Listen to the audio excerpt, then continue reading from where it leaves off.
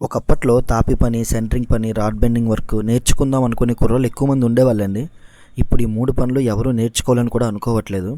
ఇప్పుడున్న రోజుల్లో painting వర్కో, fall ceiling వర్కో, something ఇంకేదైనా వర్క్ చేయాలనుకుంటున్నారు కానీ తాపి పని, సెంటరింగ్ వర్క్, రాడ్ బెండింగ్ మాత్రం రావాలనుకోవట్లేదు.